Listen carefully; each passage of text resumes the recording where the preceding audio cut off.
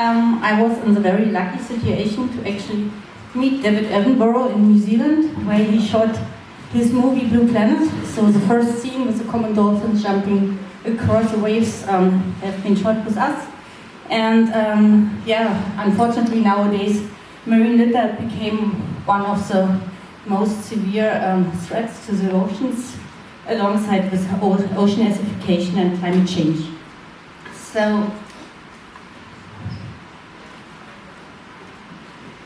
if you look into the composition of marine litter, you see clearly that marine litter consists of a wide range of material, including rubber, glass, textiles, and also metal, but clearly plastic is dominating marine litter. As you can see here from the composition of beach litter in the Northeast Atlantic, this is what we see on average worldwide. 3/4 of marine litter consists of diverse types of plastics. Mass plastic production started in the middle of the last century, which can be traced back into the Earth's sediments, and due to its light weight, it's often transported over large distances, so we found it nowadays quite everywhere, like from the pools to the sea surface, to the aquariums, to the deep sea. Plastics is everywhere. If you look into the plastic inputs into the oceans, there was quite a comprehensive study in 2015. The team looked into the waste generated by 192 different countries bordering different seas worldwide. These 192 countries produced in 2010 2.5 billion metric tons solid waste. Of that, 275 million were plastics, and due to mismanagement of plastic waste, 8 million tons of plastics were introduced into the ocean in 2010 alone.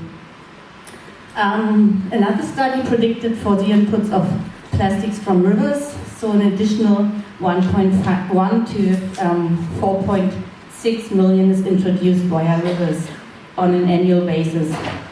If you look at the biological impacts, the Convention of Biological Diversity actually predicted for the number of species which are frequently subject to negative interactions with marine litter. This number doubled recently, so nowadays we have 817 species known which frequently interact with litter. 76% of that is related to plastics. The most known, most prominent impacts are entanglement in marine litter items and the ingestion of marine litter items, especially packaging such as strings and sheets, but also litter related to fishing gear is known to be responsible for most of the harmful effects. Other impacts include the transport of non-endemic species, partially invasive species to new habitats.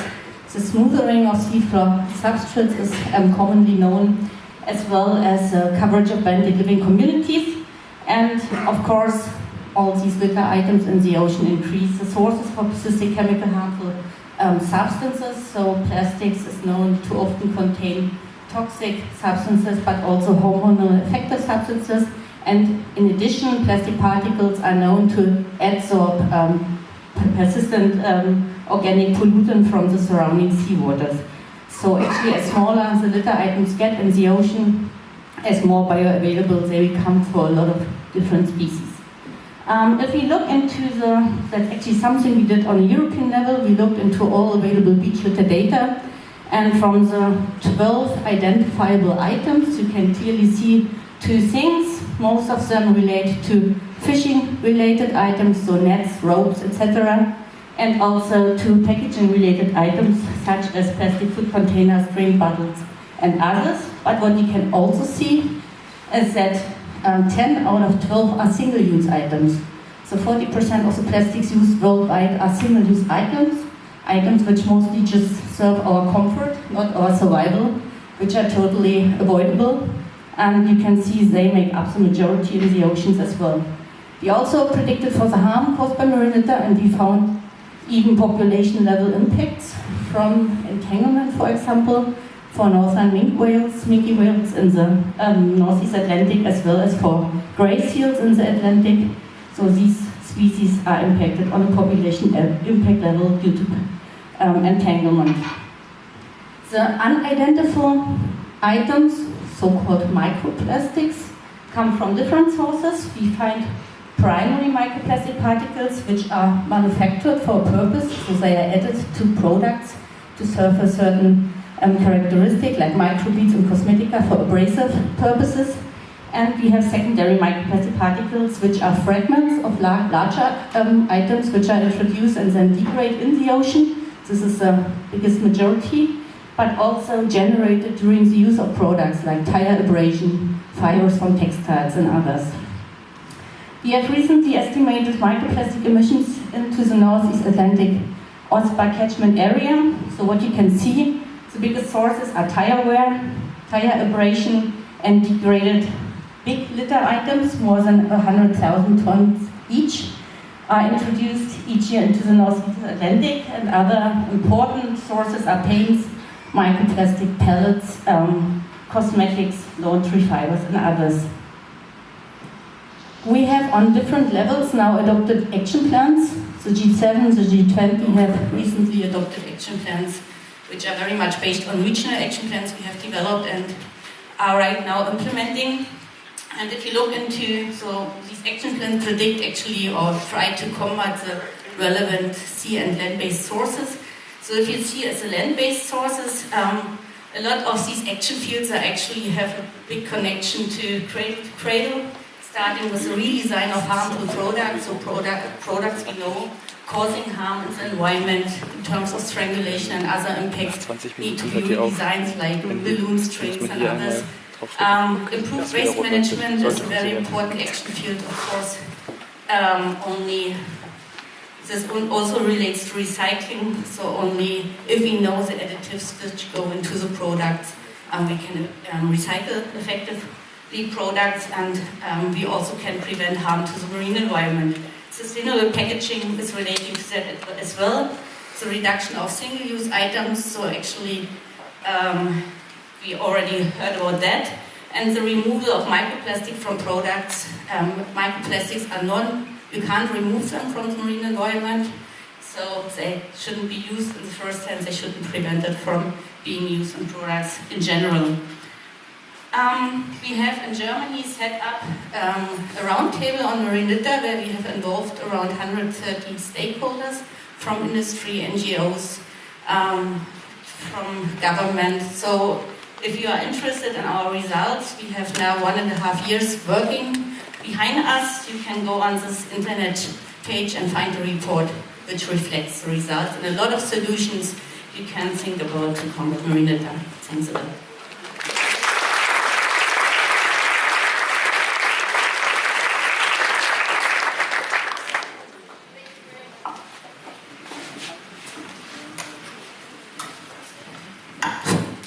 Thank you very much, Stefanie, for setting the stage.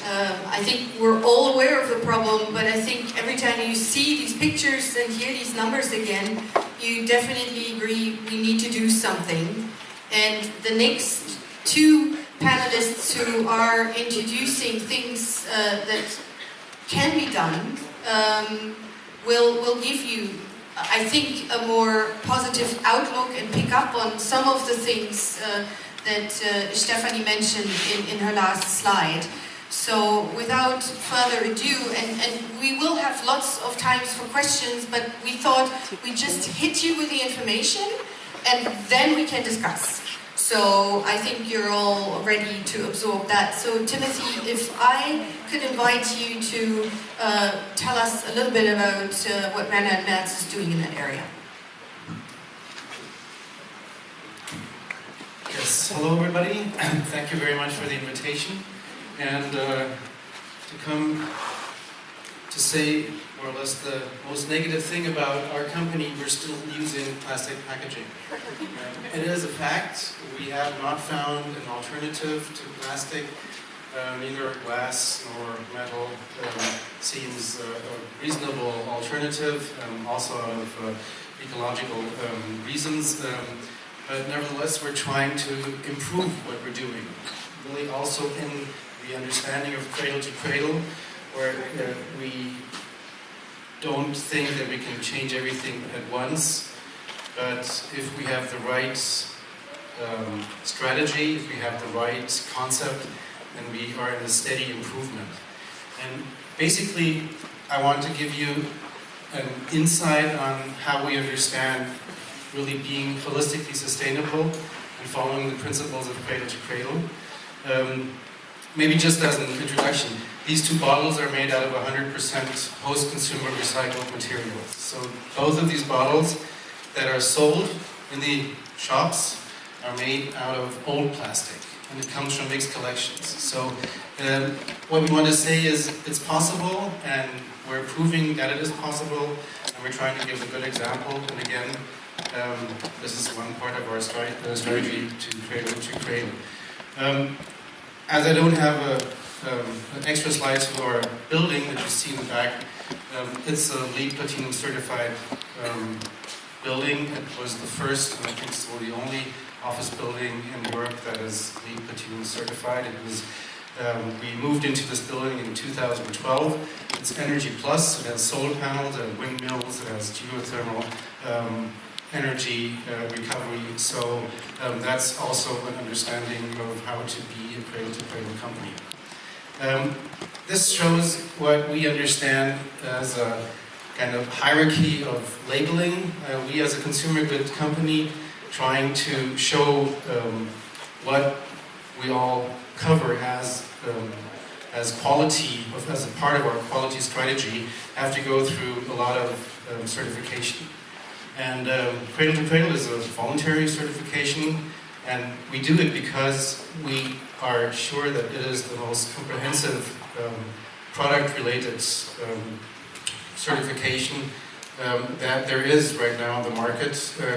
Besides that, we went through and we're going through EMAS certifications since 2003, and this is the most comprehensive overall, but you're not allowed to put it on the products, and we wanted to make it clear that what we are doing is a very holistic approach, and Cradle to Cradle is the certification that we understand as reflecting that as the best.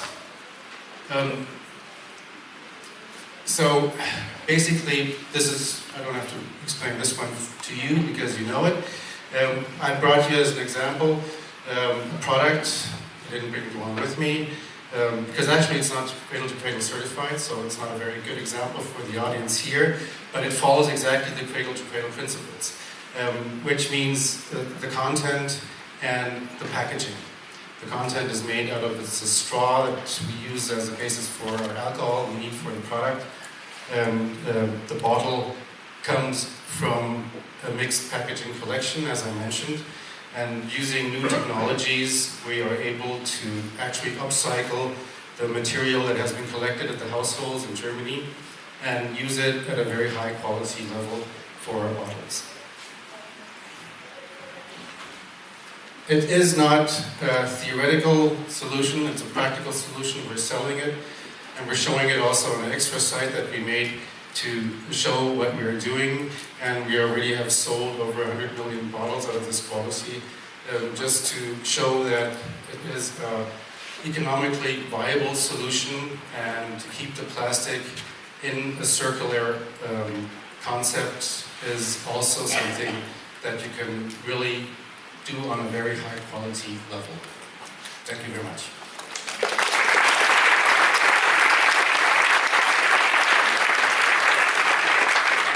Thank you very much, Timothy, and over to Merjin. Tell us the story about Doch.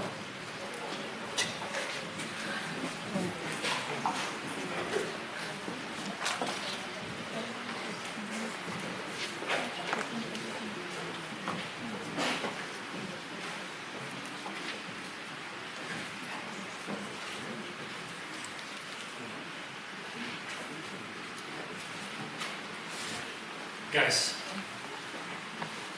I want to ask you to close your eyes and dream with me. It was last summer. You were sitting next to the river, were on this beautiful beach, and the sun was setting. The sky turned red, orange, and pink at the same time. You had this nice glass of rosé. You were drinking it very slowly, and you were enjoying your company. As always, at these moments, you were thinking about these happy fishes in the water, and you heard the birds calling from the sky. You may open your eyes. It was me a few years ago. I was on the beach in the Netherlands. Very nice weather. And it was time to leave. And I went up to the dunes and I looked over my shoulder and I saw this. It's a picture of one of the beaches in the Netherlands, and this is how we tend to leave the beach in the Netherlands. But I see also many riversides in Germany and other places in the world where people just leave their stuff behind because they think, as I have thought, that somebody will clean the beach or clean the place. And there comes this big bulldozer and cleans everything. But that evening I came home and I saw a documentary about plastic soup. And there I found out that actually all this plastic enters our waters, the rivers, the oceans. So nature is helping us and not humanity, unfortunately. And a lot of plastic which is out there are mineral water bottles. And I found it very strange to find all these empty mineral bottles in Western Europe, where you can drink perfectly water from the tap. So why do you need this vehicle? By now, I know that 8 million tons of plastic is entering the ocean every year. It's huge amounts of plastic. To give you a little a feeling how much it is, we counted some in weight, 150 times the Titanic. Of course you know how much weight it is. So make it a little bit more simple. The taxi or the car you will take you home around 4 million times every year. So it's a huge amount of money. And I also learned that we do eat this plastic because it's biodegrading in this water. So the smallest pieces of plankton until the biggest wave have plastic inside. Nice, depressing trash talk, but it's enough now. Let's look on the bright side, because there's solutions. And I found out that we needed to create change. And especially because of mineral water. Because many people told me they were proud they were reusing their mineral water bottle over and over again, but then with tap water. So actually they needed a vehicle to transport our beautiful tap water. Something which has the same feeling, same experience. So what I thought, let's ask the creative minds in the Netherlands to create the perfect bottle for tap water. And this is what came out. The first sketch of the Doppel bottle made by alumni of the Technical University in Delft. And this guy made a really beautiful bottle. This bottle. And you know why he won? He won because it was a very practical bottle. You see here is a nice cup to go with it. Maybe you experienced it already today. And this is the top of the bottle. Has exactly the 2.2 centimeters, which every single used plastic water bottle also has. So the water really flows really nice into your mouth. You get this very nice experience, as if you were drinking mineral water. So that's how we make tap water more tasty again. And the final thing, what he did, and he wrote down a little sentence, and that made him really win, is he put water on a pedestal. So he really made water important again. It's a lifestyle product, and you can use it in any way. You saw all the different colors, so everything will match your outfit, of course. We also have different materials. And the good thing about working with different materials is that you can give people choices. Because I understand that some people think conquering plastic with plastic is kind of strange. But the difference between single-use plastic and durable plastic is a big difference. But we really wanted to show other people that our bottle is really good. Not harmful for your body, not harmful for the environment. So 4 years ago we were the first water bottle in the world to become Cradle to Cradle certified. At first we were bronze, and last year we got the silver certificate. We also have the silver version, it's now under assessment, and will be hopefully bronze or silver in May next year. But it really brings us something. We really can tell we have a really good bottle. Because a lot of people, they think, yeah, what bottle is now good for me? There's so many materials out there which are not good. But if you use the Cradle to Cradle principle and you check your products to the standards of Cradle to Cradle, you know you put something good on the world.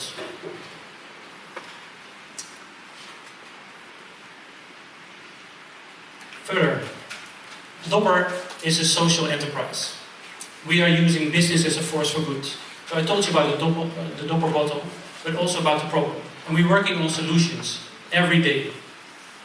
And how we do it is by giving 5% from our net proceeds through our foundation.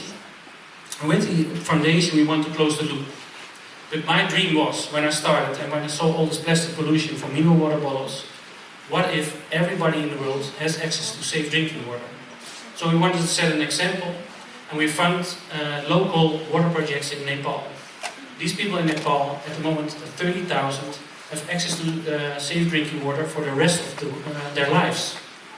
And that's possible everywhere in the world. So that's what we want to set the example. And for here, you're all in the room, you can help. Help us to make a pet-free world. So we have pet-free pledges that you can sign on the website, and then you pledge that you want to go for this PET-free world. Inspire your school, your soccer club, your workspace to get rid of all the plastic water bottles and take in sustainable water bottles and water stations everywhere. So you really can make a change. Why I'm telling you this all? I think because we all have a dream. And because of Dopper, we are in water, we do have a wet dream. We want to have pristine beaches. We would like to have crystal clear water. And we want to have tap water for everyone. Thank you very much.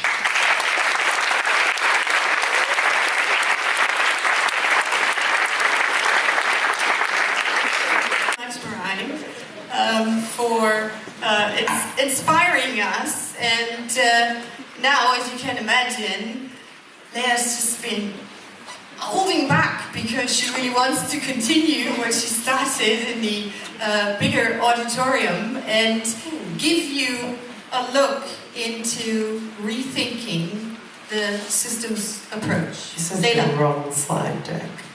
Oh, But that's cool because no. I had an idea anyway. So your stats are really interesting. What was the most interesting thing about where plastic is going into the ocean from her stats? Were you listening? Yeah, the tires. Did anybody else find that really wacky? Yeah, totally. Okay, so I'm really into I don't know what's going on here, let's all ignore this. Yeah, it's the wrong deck. We could go through a whole other PowerPoint presentation if you really want, but actually what I would prefer to do is to actually get you guys to start to use those amazing energy resources inside your head, called your brain, to come up in 70 seconds with a solution to a problem that was just presented to you. Because too often we deflect the responsibility of coming up with ideas and taking action, as you heard two amazing cases here. So I'm going to give you 70 seconds to do the very un-German thing of talking to your stranger next to you and come up with a solution, and then I'm going to randomly pick you. So just a little bit of fear there, and I do randomly pick people who I do not see talking. So you have 70 seconds, one solution, go! Do it! Do it!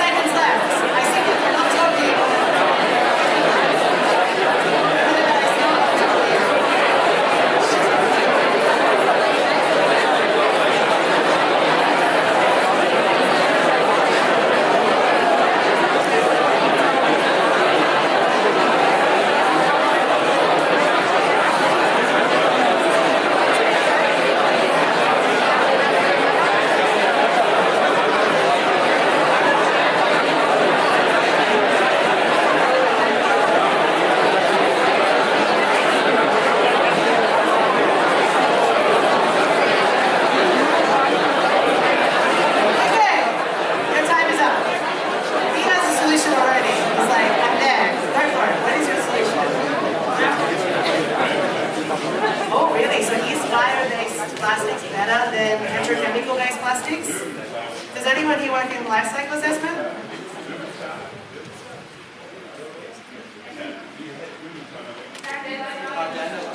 Dandelion. Okay. So does anyone here work in life cycle assessment? Scientific evaluation? Okay, so are bio-based bio-based plastics better than non-bio-based plastics from an LCA perspective? Yes or no? No. Well, if you really did LCA, your answer would be it depends. Because, it depends is basically the classic response. So it depends on the production method and the embodied petrochemicals in the production process. If it's a virgin material and it's done in a traditional agricultural setting, then often the embodied petrochemicals in the fertilizers and the factories and everything else outweighs because you have a whole amount of petrochemicals embodied. So it depends on the way in which it's manufactured, and then you can get truly sustainable solutions if you have an amazing recapturing system at the end of life, which this country does. Good work on the organics recycling. Any other solutions or ideas? No, I need to add a but, and we can discuss it later. Yeah. But what about the additives? So let's come back to that, because it's really important, because the depends was right, but what is the biodegradable plastic? And is it biodegradable? Is it bio-based? Is it bio-sourced? Is it biocompatible? And is all these bios the same? Yeah. But let's collect some more, and I want to go back to discussing that. Other ideas? Yeah. I think it's also about the culture, because the American culture uses words for new materials like virgin. So when new products get sexualized, virgin materials as a new material is just the wrong term for. Maybe we should call them adult materials. Yeah, we should just call them. And it sounds adulterated. Oh God, we're stuck in the language. Yeah, so it's actually also cultural based. So it's not only a matter of I want to get a new product. So the term virgin material is just the wrong term for that. Are you picking up on Michael Braungart saying you can never recycle a virgin? I don't want to go too much into the wet dream thing, but that's just the way it is. I do not know what I got myself into here, guys. Okay, any other ideas? Just anything above this level would be great. Okay, a woman maybe. You are a man, and I will come back to you, but we have a good equal representation of gender here. Thank you. Eliminate the tires. How? Now tires anymore. How? Drones. That's not just, what are you, Elon Musk? So I love that we come up with solutions on what not to do, but what is even more productive is when we push our brains to push through the frothy stuff and come up, which is what our brains like to do is complain about the world, which I do. I love bitching and moaning about the world.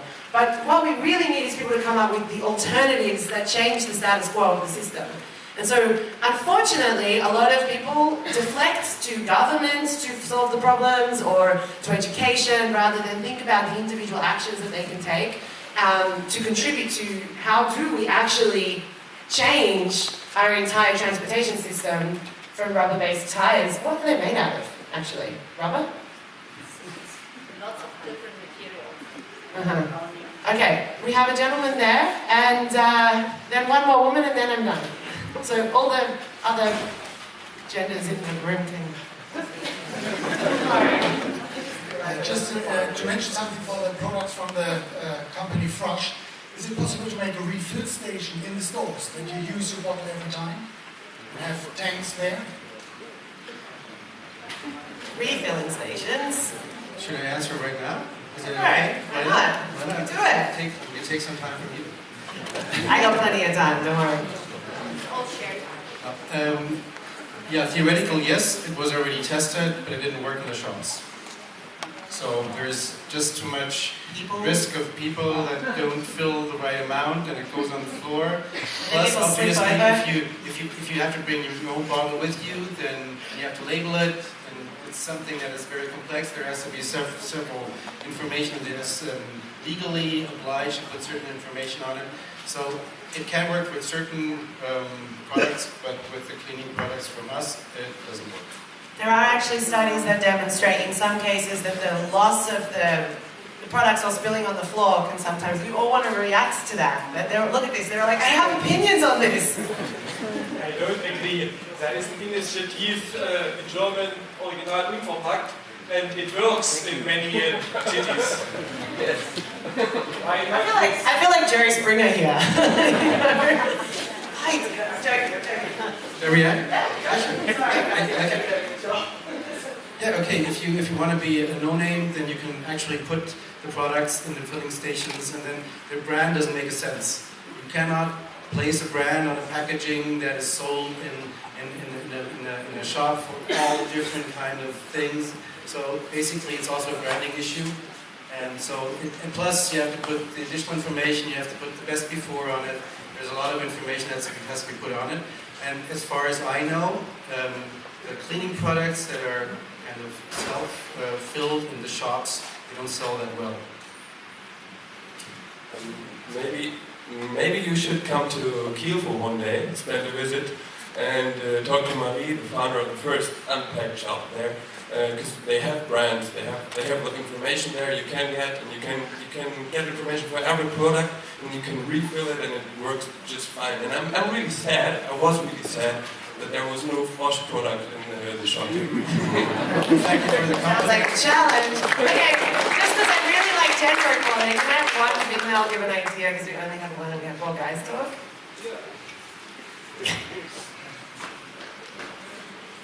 And a solution for tires is to use it as a building material, to build houses of it.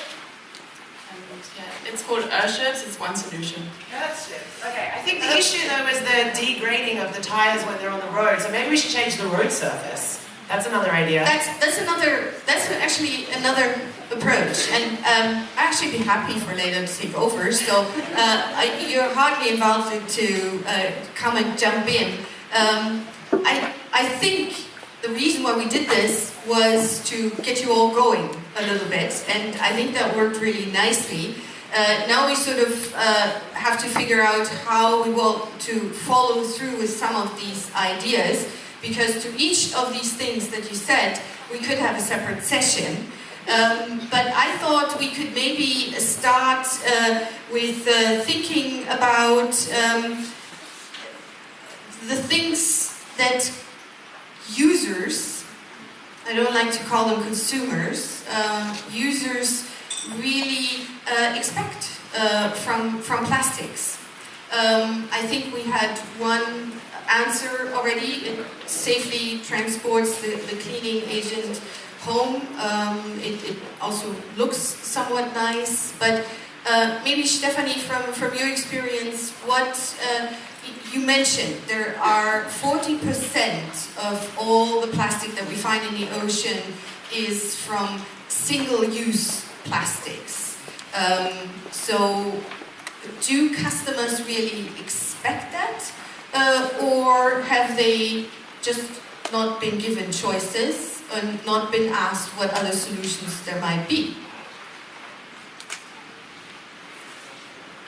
I guess as long as people don't have to pay anything for something, they don't value things.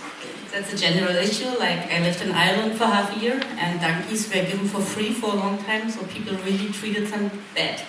But then they got value again, so they started appreciating their donkeys. Of course, it's a silly example, but donkeys, well, then never mind. I just think the fact is that if people don't have to pay, they don't value these things. And I think these things we don't, mostly single-use items are just, serving our comfort. It's not that we really, really need them. So I think there were different solutions in the past which we could reinvent. I mean, you wouldn't find them in the oceans if you had a collection.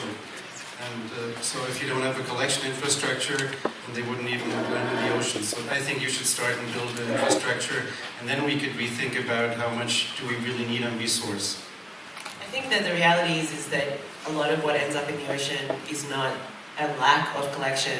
It's that we live in this complex system where stuff gets picked up by winds, and it's hard to actually eliminate it. And what we just learned from her presentation is that there are these strange products that are creating the problem, not just the very obvious ones like water bottles, which apparently I've discovered recently that every minute in this planet we use 1 million disposable water bottles, which I calculated as 17,000.333 something reoccurring every second.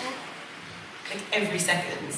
That's how many water bottles we use. So it's a collection system is a very very simple solution to an extremely complex sociological problem where we feel the need to have cleanliness, convenience, and we feel entitled to the waste associated with that cleanliness and convenience. Just one fact to add to that, we looked into our riverine environment and on beaches.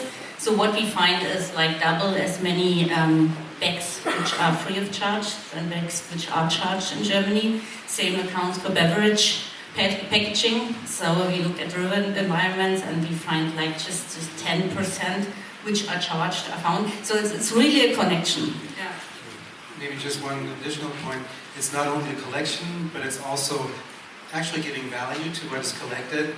And then you can, if you recycle it and you have a high quality, then you can reuse it in material, in products again. So if there's kind of a business case behind it, then the collection is I agree, but we have one thing about human behaviour. So whenever I visit Germany, my friends always tell me that I should put my beer bottle on the ground near the recycling facility so that somebody from a lower socioeconomic background can benefit from the financial return. So therefore, if it suddenly starts raining and that poor person doesn't come and pick it up, then where does it end up? So I think you have to always account for human behaviour. Humans are essentially rebels who like to mess with the systems. And so when we assume this economic rational decision-making framework and we then apply it to a very strange group of cognitively biased humans who suddenly like to talk about de-virginizing products or whatever, then you start to have to understand that there's no simple solution to a complex problem, that we need a multiple array of interventions that give us an outcome that's better than what we have today. So that's why it's always like we have to build solutions rather than kind of, Well, I think one of the important things that we've approached from a cradle-to-cradle perspective is that there are 3 stages.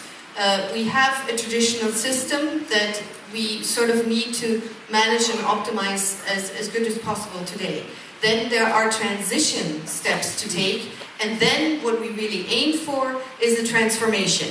So Leyla clearly represents transformative things.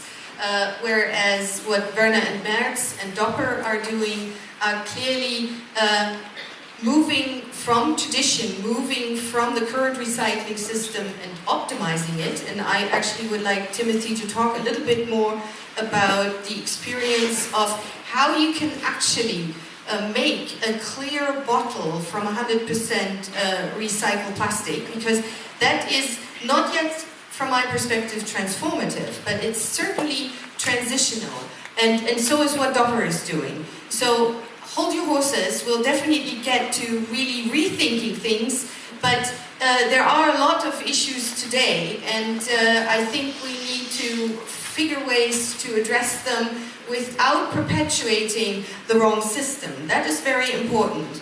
But taking the staged approach allows us to actually involve business.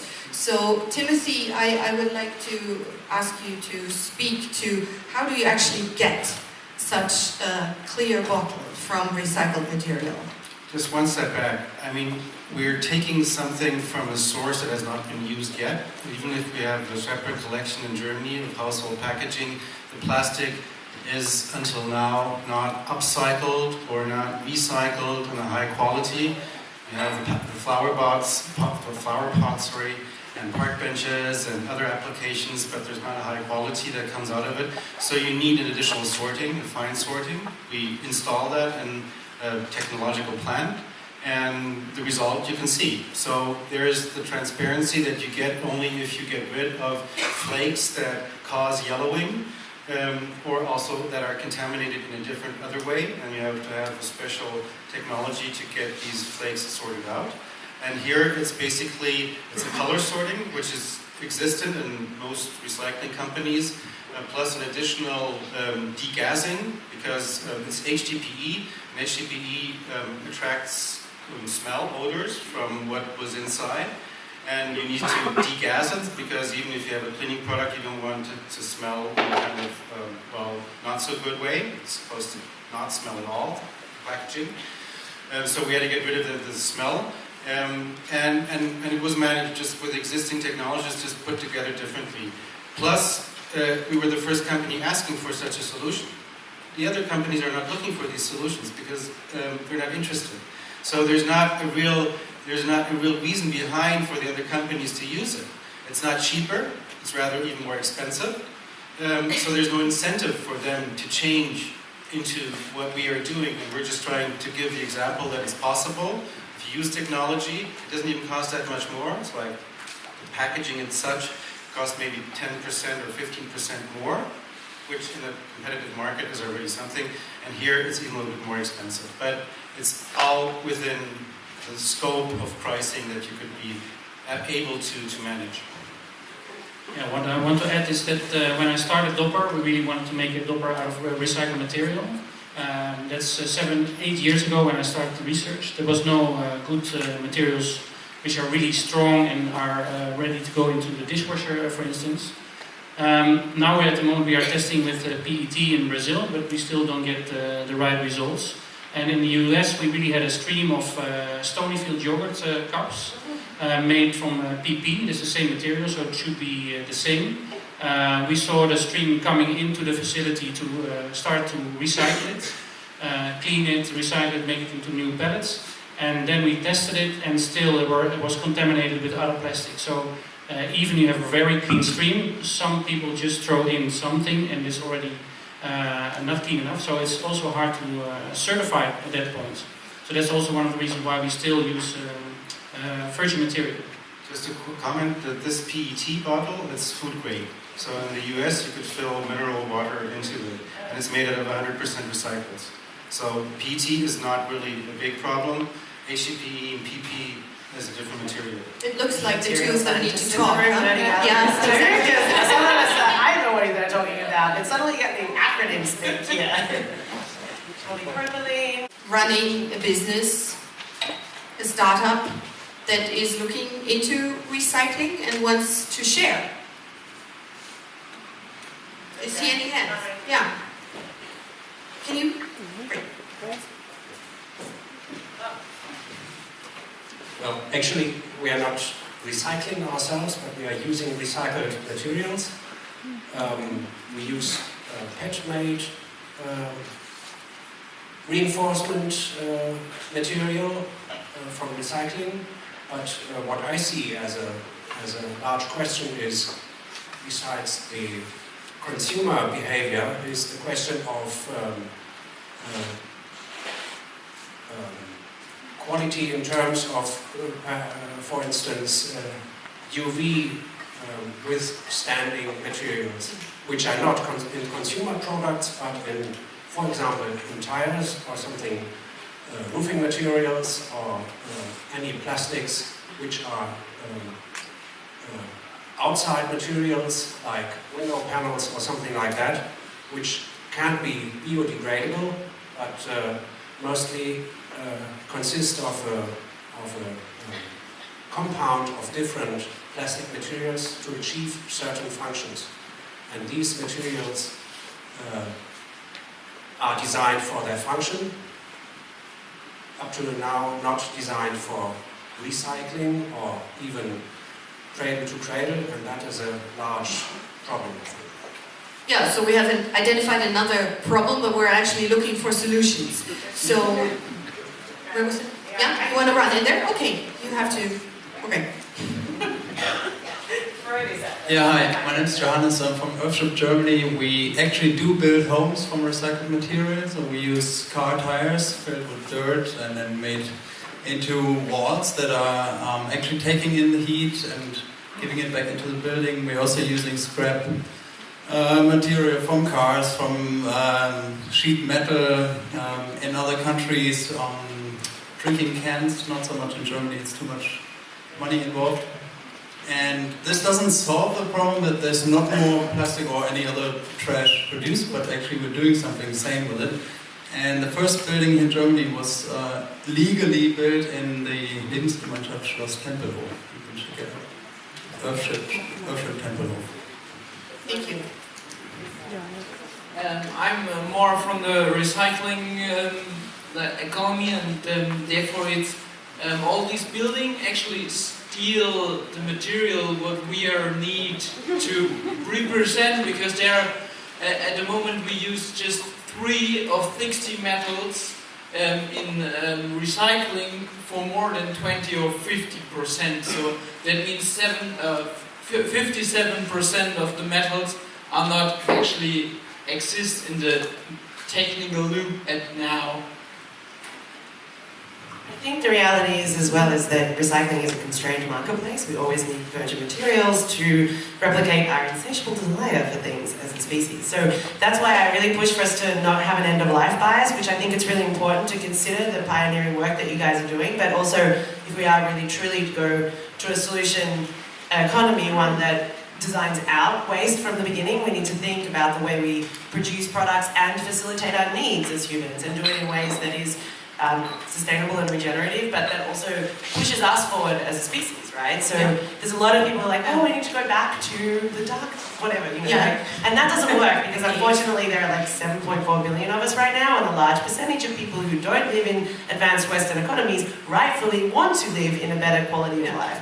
And so we have to think about all of those people coming online, following a Western style, hyper-consumer, hyper-need-driven, disposable lifestyle. So we have to set the example of how we can rapidly transition out of that.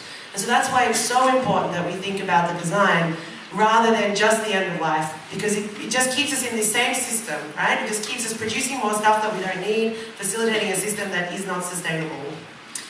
The challenge that I clearly see, and it was brought up earlier, is that when we design things, we need materials to fit those designs. And from our experience, we know that making, especially plastics, functional for the purpose that we're designing them for, we're not talking, I mean, we're talking chemistry, sorry, there is a lot of chemistry involved, so, and a lot of acronyms, so polypropylene, polyethylene, and so on, as such are the base polymer, but to really make it into a functional product, and you said that, we need additives, we need stabilizers, we need plasticizers, and we need colorants, etc.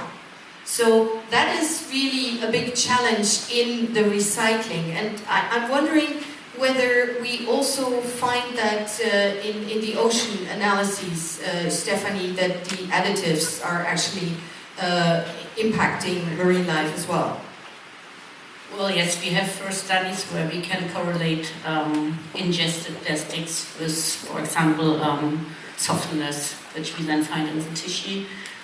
It's not an overarching evidence base yet, but there are clear indications that this is the case. Exactly, the plasticizers, the BPAs, and things like that, which really mess with not only human hormone systems, we've all talked about that, but we've also found it in the river systems of actually gender-changing fish, etc. So there's definitely clear challenges here. On the other hand, they give it functionality. So what can be done today from a cradle-to-cradle perspective? I think we've seen 2 examples, and Merjin has already said where they basically want to head. Timothy, where is sort of your next step in the recycling or in the new material development? What's sort of on the boilerplate that you can talk about? Well, basically, we're not only talking about the bottle, so the corpus, we're talking about the closures, we're talking about the labels, about the printing ink of the labels, about the color of our closures also. There's so many elements that you have to look into. For instance, there's the green color, often, or until now, all the green packaging, or the green colored packaging, includes a colorant called green 7, which is toxic, and we replaced it. We did that in one with replacing also the plastic, so that our PP closures are also made from 100% recyclates from the mixed collection. So it's a complex task you have to go through. If you look into the printing ink, we actually convinced our supplier to go over to a cradle-to-cradle certified printing ink, which he had to develop, and he developed that for us. which is great. So there's a lot of elements in the glue for the labels, for instance, and then you can think about if you want a transparent bottle like we do, then we have to find a solution for the label, or we have to maybe sleeve it, and then there's maybe also the possibility to go into colored sleeves, and there's a huge complexity that you have to go through if you have to figure out new solutions. So, as I mentioned, it will not be a solution for us as a mass market producer to go and deliver certain small-scale solutions. We always try to kind of make it scalable for the mass market. And so the next steps will be to go really to 100%, and having everything on our bottle fully recyclable. It shouldn't harm the recycling process, because we believe that within the next 5 to 10 years at least, we will still have the stream of plastic, and we would be really happy if that would be collected and sorted and recycled in all countries, because we think that's a good example to at least have a bridging technology. Yeah, and you, Stefanie, I'll give the word to you in a second, but Timothy, I wanted you to maybe also speak to the fact that you're not just doing this for Werner and Mertz, but that it is actually an industry-wide activity which sort of speaks to changing the system, getting partners on board in the development. Okay, so you wanted me to mention the Recycle Initiative. So we partnered together with our suppliers and created a roundtable to develop solutions that were also feasible, because often people and companies don't talk with each other when they're looking for solutions. There's often a kind of self-optimization, and so we tried to open it, and we called it an open innovation, which it actually is. Everybody could join us. If you are a company that brings packaged goods in PET packaging and is interested in such a solution, then happy to join. Basically saying that we comply with the same quality criteria, and we buy wherever, because we're not saying you can only buy it one place out of legal restrictions, but basically it's the initiative to support this idea of high quality recycling.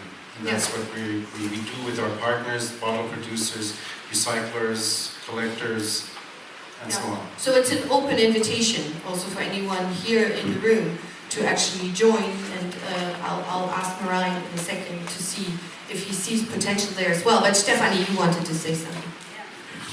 Well, this is a really, of course, nice best practice example, but normally the recyclers are end of pipe, so they normally don't know what are the additives they have to deal with in the end. That's why so many products can just be downcycled.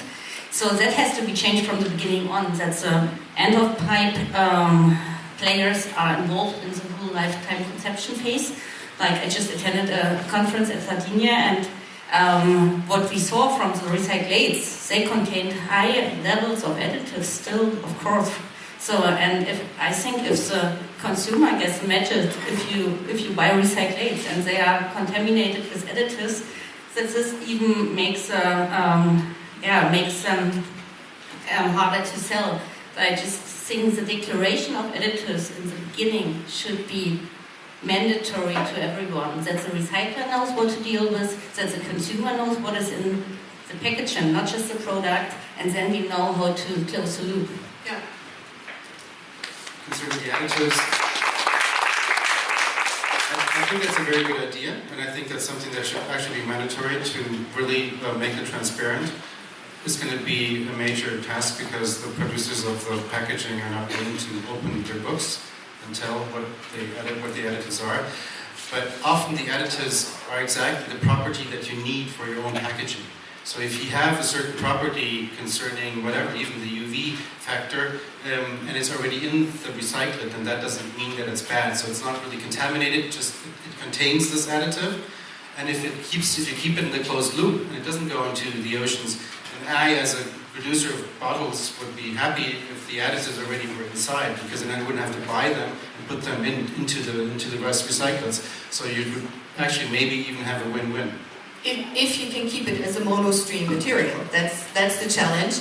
And the cradle-to-cradle solution to actually keeping that material intelligence are material passports, for example. So that's definitely a system approach. Hold on, Merjin, and then you. about closing the loop, or what? Now I'm lost. Now I'm lost. Approach, yeah. No, yeah. To start also at the beginning, that's why I started with Dopper, is to start really at the source. So we don't want to have recycled materials at first. We want to have a product which you can use over and over again. I'm really for the zero waste shops in that sense.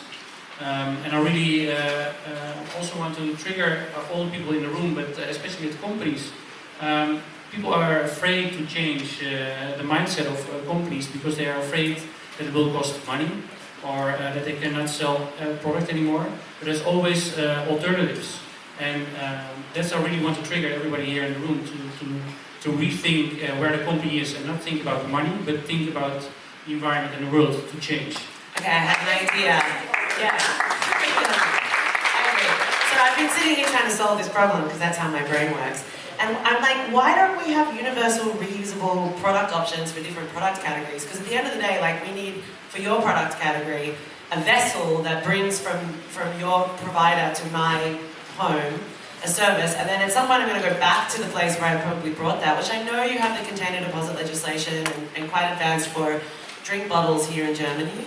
But I'm super interested in this idea of like universal design in a non-kind of like dictatorship way.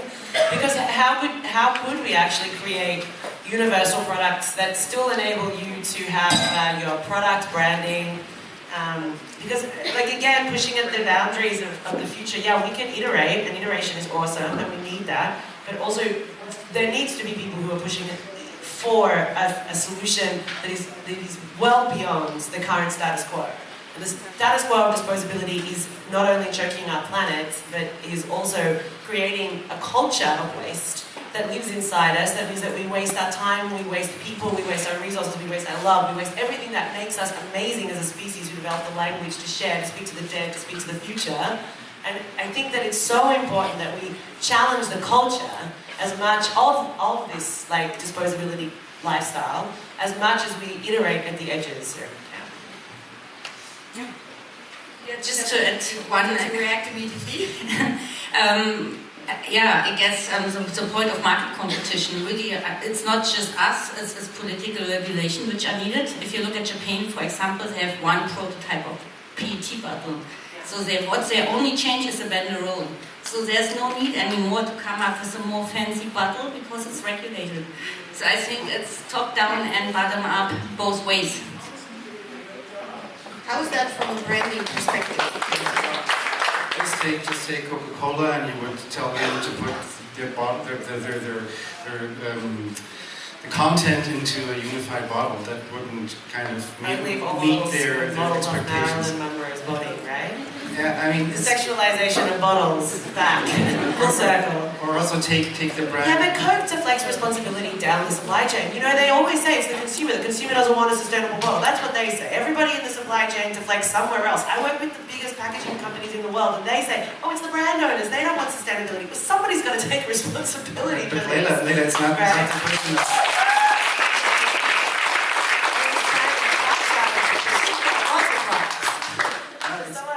It's not the question of telling the consumer what he wants. There's some people in the audience. There's a woman there. It's not Coca-Cola who has the bottle.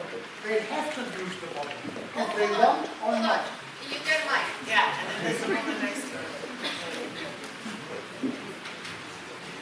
The uniform bottle is very nice, and Coca-Cola has to use it, not want to use it. It has to use it. And then we enjoy it. As a consumer, we turn around to the company and we say, thank God you finally took responsibility for selling us sugary water that kills us. But nonetheless, thanks anyway. And we take all our water from the aquifers and selling it back to us at an extremely inflated price. Okay, there was one more. One more, right there. I think we just have to find a way to take the step between what is now and give something that gives the people the comfort in their habits, and then we transform to the new way. People are just so confident in habits that we need to use this for transformation. Yeah, you know, the thing is I'm a really big believer of this idea that change comes from shifting the status quo of a situation. We are a pack animal that follows those that are around us to get the satisfaction of support, emotional and love and all of these things, right? This is documented over and over again. So there's some theories about change that essentially say if you want to change something, you just create a new operating environment that people move towards organically because there's a benefit to them. And I feel like we think about change as being this really complicated, hard, we have to convince people. We don't have to convince people of anything. Just make it sexier and cooler and easier and more desirable than the current situation. And we just go there because we enjoy the experience more. We get the benefits we want. Let's explore that some more because I think that's really important. Because you have two really different alternatives. One is regulation to impose certain restrictions on an industry-wide scale. We all know that takes forever to institute because regulation is driven by political interests, by branch interests, etc., etc. I want to pick up on what Merjin said, and that was we as entrepreneurs can be leaders and initiate that change. And if the change is good enough, if it's sexy enough, then it will also sell. So I agree that it would help if we had a certain regulatory environment that would support it. But from my experience over the last 30 years, real change has come from companies. So Merjin, please. You really see companies are changing, but again, it's really important that people are triggered themselves to do it. And I don't want to fall in repeat, but I really see that people are really scared to change. I also, when I started the company, was scared to draw the line from now I will start to change the world. That's how it felt. It feels fear, but actually this fear is also very nice to trigger yourself and learn over and over again from yourself in this whole process and look around you what's happening. If you close your eyes and be narrow, I think you will not come anywhere. Exactly. We have a question here in the front, second row. President.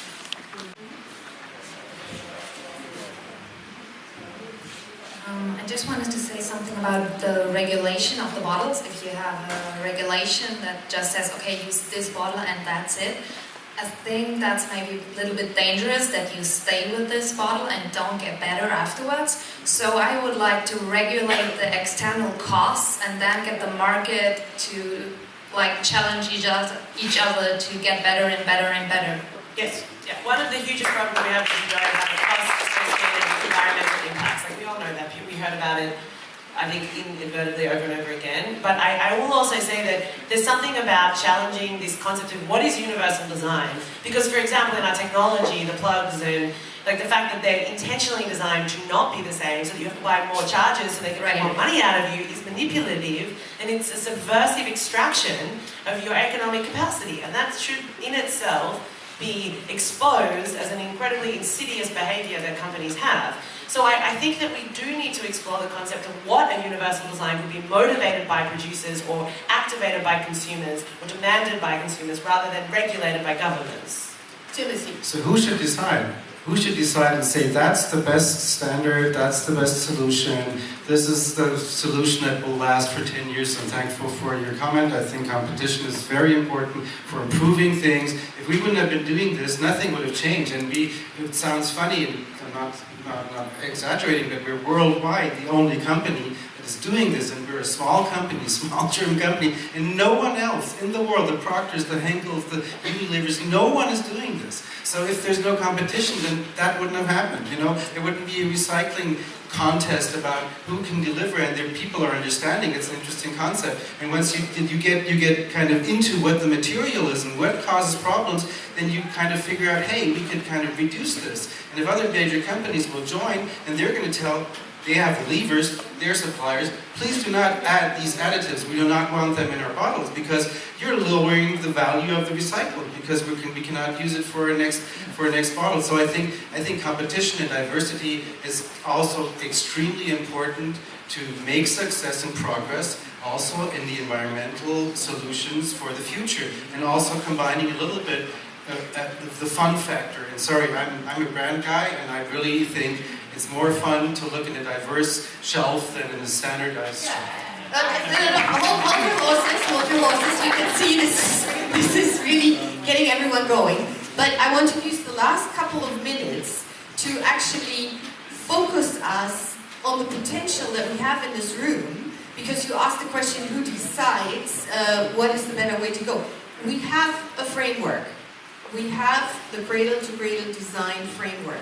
That is not restrictive, it's integrative. So it gives solution to anyone who wants to invent something, but within a framework of 3 principles that have proven, as you can see it here in these examples, to really produce better products. So they're not uniform at all. And so if I could do the round from starting with Stefanie and closing with Leyla, on how you could see, or what do you think is the strongest component of cradle to cradle to really move us in the right direction? Start with Leyla first, okay. She wants to have the last word. Just because I can't help myself. I agree with you, and it's important that there are companies like yours pioneering changes, and I don't want you to think that I'm insulting the work you're doing, because I do think it's extremely important that we have diversity in the marketplace. I guess what I'm challenging is this concept of like, what we have now is a status quo, and we often don't invest our neurological energy in thinking about the possibilities that we could move towards. And I don't think universality necessarily has to be degenerative. It can be regenerative, and it can be evolutionary, and it can be constantly evolving. And that's kind of what I'm interested in, is if we take a systems approach, then you are actually always trying to innovate on what exists. It's an emergent outcome of the properties. And so anyway, I guess the point that I'm trying to challenge is that I do think that if we are going to solve some of the critical, pressing and environmental issues, we need many thinkers and doers applying many different potential solutions and learning well and failing fast and having tears and whiskey in the process of doing it, because it's not good enough to stay stagnant and to think that we've already solved the problem. And so I guess for me, as a kind of provocateur in this space, I'm always excited when people are pioneering change, even if they kind of mess it up badly, because it teaches us something. And it's just, we have to have a growth mindset around these problems rather than a whinging, deductive mindset, which is very common. And so that's why I'm always challenging people to think about what they can do now within their sphere of influence and how they can increase that throughout their lives.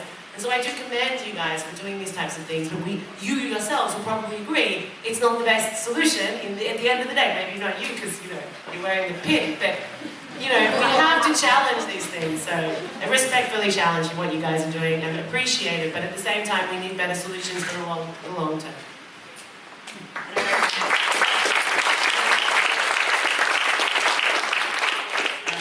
Cradle to Cradle brings Topper a lot. It's for us really a standard where we can work up to, which is important for us to really see where we stand. So we went from bronze to silver, and hopefully we'll go higher. Platinum. And then a totally new transport system for water. We know already platinum is not possible with this, but I know it's nice to see that you can grow into something. We're also certified as a B Corporation, which means we're a social enterprise. When I started with Dopper, it was all about stakeholders, people want to earn money, and I really see the world changing for the better over the years that I'm working on Dopper.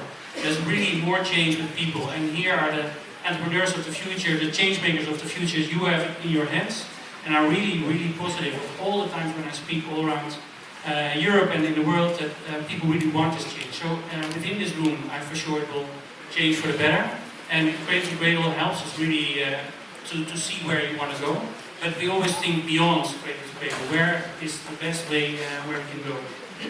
Perfect, thank you. Timothy.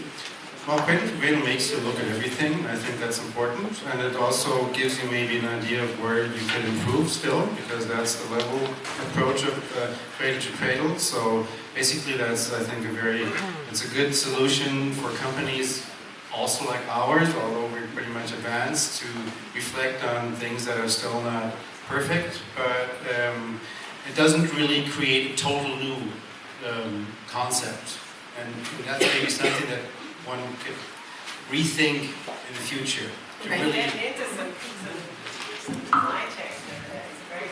Stephanie. We're going to work together, I can tell. I really don't want to play the negative part here, but in my view, because I'm working for the marine environment, in my view, this material is a market failure for the environment it is, and it's not like decades and centuries time to solve that. And as you say, I mean, you are the only one on the market, given the high attention this issue has for years now, and you're the only one on the market. So I'm, to be honest, a bit pessimistic. I really hope, and that's what I see, what works quite well in our forward, like for the plastic strategy, which is just now developed at EU level, for the regional sea conventions, for the national roundtable, you sit together with a lot of people who haven't talked to each other beforehand. So I think that's, for me, the cradle-to-cradle idea to bring the market players together, you know, from the whole production chain, to let them talk, to let them come to new solutions, and then there must be the will, not just to rethink these solutions, but maybe to really destroy old structures and start from the scratch. Yeah.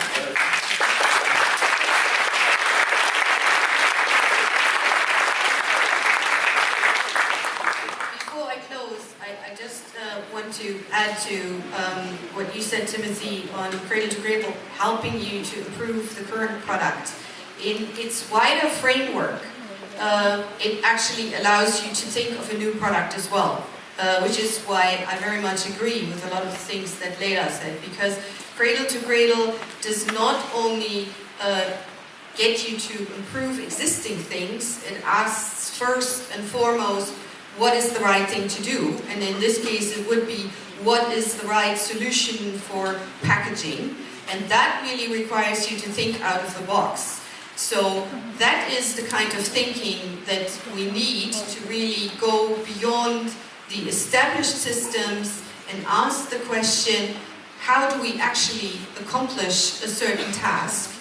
And then ask the challenging question, how does it affect the wider system? Because if there's one thing that we've certainly learned in the past, and Leyla has also very colorfully illustrated that again, you have a lot of what we call unintended consequences, and we certainly need more swarm intelligence, so to work together to figure out the impacts and effects.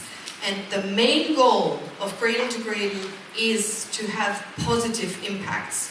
So I do apologize a little bit that the topic of plastic always sort of draws, unfortunately, a very negative picture. But I myself am very optimistic that with our collective intelligence and innovation and creativity, we can actually tackle the problem. So thank you very much all for being here, and go on thinking and rethinking.